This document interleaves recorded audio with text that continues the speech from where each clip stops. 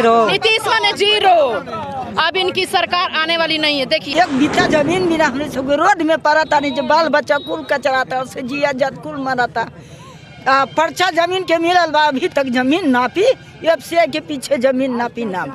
तो जमीन वालों को नहीं मिला, कहाँ मिलल बा? संविधान से विकास होगा, संविधान से हम डॉक्टर बनेंगे, इंजीनियर बनेंगे, सीओ बीडीओ बनेंगे, उससे हमारी विकास न होगी कि मंदिर और मस्जिद से विकास होगी। उससे तो केवल धर्म है, धर्म तो सबको प्रिय है। हम धन्यवाद कोई देते हैं जाति अपने की हो, तेजस्वी प्रसाद यादव धर्म जी भी को। कोई हम धन्यवाद देते हैं। मोदी जी कहते हैं कि तेजस्वी पर ईडी और सीडी बैठाते हैं। वो बचपन से लेके आज तक जो भी कर रहे हैं, उनके बचपना जो 16 साल के थे उस समय भी ईडी सीडी उनकी जांच हो रही है। अपनी जांच काहे नहीं कराते? उनकी 1.5 लाख तनख्वाह है और 5 करोड़ उनकी खर्चा है रोज की।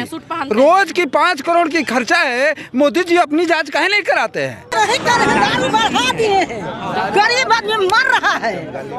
दारू का जहाँ तक बात आई है, दारू का इतना आज व्यवस्था बढ़ गया है। जो पहले 10 रुपए का दारू था भैया, आज सीधे वो चला गया है 200 रुपया। तो बताइए हमारे गरीब मजदूर पहले 10 रुपये में दारू का सेवन कर लेते थे, वो आज अपने बेटा बेटी का कपड़ा बेच करके 200 रुपये सेवन करने के लिए मजबूर हैं। और मैं कहना चाहूंगी नीतीश जी से, यानी शोषित वर्ग के लोगों से कहना चाहूंगी कि यार मेरे दलित शोषित वर्ग के भाइयों, आप लोग जग जाइए। आप लोग जब सदन में गाली दिया जा रहा है तो आपके हाल रोड पर क्या होने वाला है, इसलिए आप लोग समझ जाइए। और इस सत्ता में बैठे जो कि बीजेपी माइंडेड हैं, जो कि दिलों पे राज करने वाले हैं तेजस्वी प्रसाद यादव जी, क्योंकि इनका इतना नेक काम है, इतना महिलाओं शोषित वंचित युवाओं के लिए इतना काम किया है, ये दिलों में युवाओं का बैठ गया है। युवा सोच लिए हैं कि हमें किसको वोट देना है, किसको सपोर्ट करना है। अब आएंगे तेजस्वी जिंदाबाद, तेज रफ्तार तेजस्वी सरकार। लालू राबड़ी जिंदाबाद।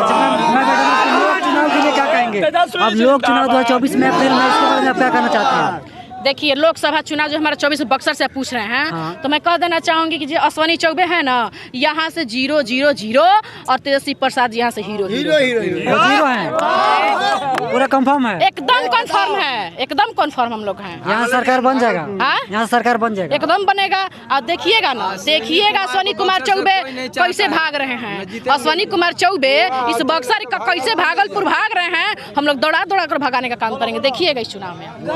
अब की बार बिहार में किसको सरकार बनना चाहती हैं आप? तेजस्वी यादव के या नीतीश कुमार को? हाँ बोली थोड़ा जोर से बोलिए। तेजस्वी यादव के, नीतीश कुमार के ना? हमने सबके जमीन, एक बीता जमीन भी ना हमने सबके रोड में पड़ा था, नहीं जो बाल बच्चा कुल कचरा था, उससे जिया जात कुल मरा था। पर्चा जमीन के मिलल बा, अभी तक जमीन नापी, एफसीआई के पीछे जमीन नापी ना। तो जमीन वालों को नहीं मिला, कहाँ मिलल बा? देखिए मैं कहना चाहूँगी, जो सोनी चुबे का बात आप लोग ला रहे हैं, तो अभी हमारे चौसा में जो पावर प्लांट लगा हुआ है, पावर प्लांट में कितने मजदूरों के साथ शोषण किया जा रहा है, उनके जमीन को हड़पने का काम किया जा रहा है। कहाँ नरेंद्र मोदी है, कहाँ सोनी चुबे है? इसका केंद्र का सरकार है, केंद्र की योजनाएं हैं, हमारा पावर प्लांट लगा हुआ है। तो जब केंद्र की योजनाएं हमारे चौसा में लगा हुआ है, तो क्यों नहीं केंद्र इस पर विचार कर रही है? आए तेजस्वी प्रसाद की सरकार, तब देखिए क्या होता है। और सोनी चौबे आए पहले बक्सर में, तो जनता हमारी चौसा की जवाब देगी। सबसे पहले बनारपुर की जनता उनको जवाब देने का काम करेंगी। आए पहले हमारे क्षेत्र में चौसा। अच्छा, कहीं ना कहीं नीतीश कुमार बिहार में दारू बंद कर दिए हैं, अच्छा काम किया है। भैया छोड़िए ना, दारू सुनिए, दारू बेच दिए ना, दारू कह रहे हैं बंद, दारू बंद कर दिए हैं। करना चाहिए, बंद नहीं कर, दारू बढ़ा दिए हैं, गरीब आदमी मर रहा है। दारू का जहाँ तक बात आई है, दारू का इतना आज व्यवस्था बढ़ गया है। जो पहले 10 रुपए का दारू था भैया, आज सीधे वो चला गया है 200 रुपया। तो बताइए हमारे गरीब मजदूर पहले 10 रुपये में दारू का सेवन कर लेते थे, वो आज अपने बेटा बेटी का कपड़ा बेच करके 200 रुपये सेवन करने के लिए मजबूर हैं। और मैं कहना चाहूंगी नीतीश जी से, नीतीश बाबू, आप तो कह रहे हैं कि यहाँ दारू बंद है, लेकिन मैं पूछना चाहूंगी कि बिहार में दारू आ रहा है तो कहां से आ रहा है? आपकी शासन प्रशासन ने दारू मंगाने का काम कर रहा है, ये पूरे प्रदेश से आ रहा है एकदम। आज देखिए ना, चौसा, हमारा चौसा जो जादव मोड़ है वहाँ देख लीजिए, और बगल में देवल मोड़ देख लीजिए, दोनों जगह से शासन प्रशासन के द्वारा दारूया पास कराया जा रहा है। नीतीश सरकार में दम है, अगर रोकना है, अगर दलितों को बचाना है तो आए जांच करा ले, और जांच में जो पाया जाए उसको कड़ी से कड़ी सजा देने का काम करे ना। तो नीतीश कुमार को बिहार सबकी मतलब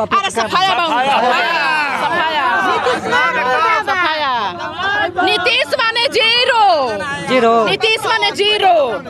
अब इनकी सरकार आने वाली नहीं है। देखिए, मैं एक बात आपसे थोड़ा सा कह लेना चाहूँगी कि जो सदन में अभी फिलहाल जो सदन लगा हुआ था, उस सदन में हमारे दलित विधायक जो थे, मुसहर समाजी से हमारे विधायक जी आते हैं, वो अपने आवाज़ को जब बुलंद किए सदन में, तो बीजेपी के द्वारा, बीजेपी के विधायकों के द्वारा, मनोवृत्ति की सोच रखने वाले लोगों के द्वारा हमारे राम वृक्ष जो विधायक जी हैं उन्हें अपमान शब्द से सूचित किया गया। तो मैं खास करके मैं अपने समाज से कहना चाहूंगी, दलित शोषित वर्ग के लोगों से कहना चाहूंगी कि आए मेरे दलित शोषित वर्ग के भाइयों, आप लोग जग जाइए। आप लोग जब सदन में गाली दिया जा रहा है तो आपके हाल रोड पर क्या होने वाला है, इसलिए आप लोग समझ जाइए। और इस सत्ता में बैठे जो कि बीजेपी माइंडेड हैं, जो कि हमारे मनुस्मृति माइंडेड है, इस ऐसे माइंडेड लोगों को हटाकर फेंकना है। और मैं दलित लोगों को कहना चाहूंगी जो भी बीजेपी में हैं, जो अभी बीजेपी के पैदान पे खड़े हैं, हमारे विधायक जो तेजस्वी प्रसाद यादव के साथ छोड़ करके चले गए उधर, और जो बाकी भी बीजेपी के लोग उन पे हैं जो दलित हैं, उन लोग के लिए कहना चाहूंगी कि अरे तुम दलित हो, लेकिन तुम कहीं भी बैठ जाओगे तो दलिते में गिनती आओगे, दलिते में गिनती आओगे। अब सीधे तौर पे देखिए ना, रामनाथ कोविंद जी थे, वो दलित समाज के थे, क्यों नहीं उनको मंदिर में जाने दिया गया? अभी द्रौपदी मुर्मू थी, वो भी दलित समाज की थी, क्यों नहीं उनको राष्ट्रपति थी, उनको क्यों नहीं सदन में बुलाने का काम किया गया? क्यों नहीं किया गया? अरे तो इससे भी शर्म करो हमारे दलित समाज के विधायकों जो बीजेपी में बैठे हुए कुंडली मार करके तुम्हारे समाज को गाली दिया जा रहा है, तुम्हारे मुंह पे तमाचा मारा जा रहा है। ऐ बीजेपी में बैठे विधायक, आओ और तेजस्वी प्रसाद यादव के हाथों को मजबूत करो, तब जाकर के संविधान बचेगा, तब जाकर के बाबा साहब के किए गए सपनों का पूरा होगा, तब जाकर मैडम का विधायक चेतनानंद पलटी मार दी, आप इस पे क्या कहना चाहते हैं? अरे चेतनानंद पलटी मार दिए ना, चेतनानंद पलटी मारे, ठीक है, उनकी क्या अंदर से क्या तकलीफ है वो तो हम लोग नहीं समझ रहे हैं, क्या मजबूरियां हैं वो तो हम लोग नहीं समझ रहे हैं। इनको डरा धमका करके लोग अपने साथ लेकर के गए हैं, वो अलग की चीज़ है। हम लोग ये जो चेतन जी गए हैं, चेतन जी गए हैं, उसके लिए हम लोग यही है, खेत तो है ही, लेकिन उनके साथ कुछ मजबूरियाँ भी हैं जिसके बदौलत वो गए हैं। प्रेशर था उस पर, था अंदर में प्रेशर था, तभी वो गए हैं उधर।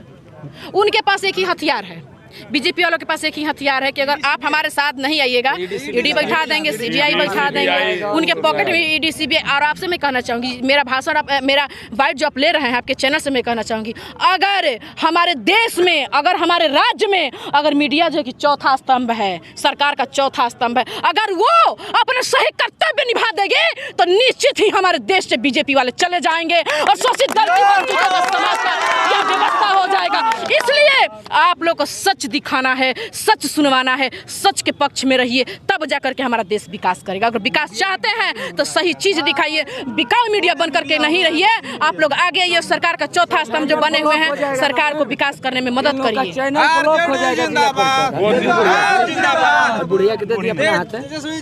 मैम बीजेपी बोल रहे हैं कि यूपी में राम मंदिर बना अयोध्या में, आप उसमें उसके बारे में क्या कहना चाहते हैं? छोड़िए ना, राम मंदिर बना है ना, कई गो हमारे समाज के लोगों को वहाँ रोजगार मिला है। हाँ, कई को समाज के लोगों को मिला है। अगर हम बीमार होते हैं तो हम बनारस जाते हैं, हम बीमार हो जाते हैं, मेरा ऑपरेशन हुआ तो हम बनारस जाकर के ऑपरेशन करवाए, तो हम जाएंगे वहाँ हॉस्पिटलों में, नहीं जाएंगे तो हो जाएगा, मंदिरों में जाएंगे तो हो जाएगा। भगवान से मन्नत मानिएगा वहाँ पर जाकर? अरे भगवान से क्या मन्नत मांगेंगे?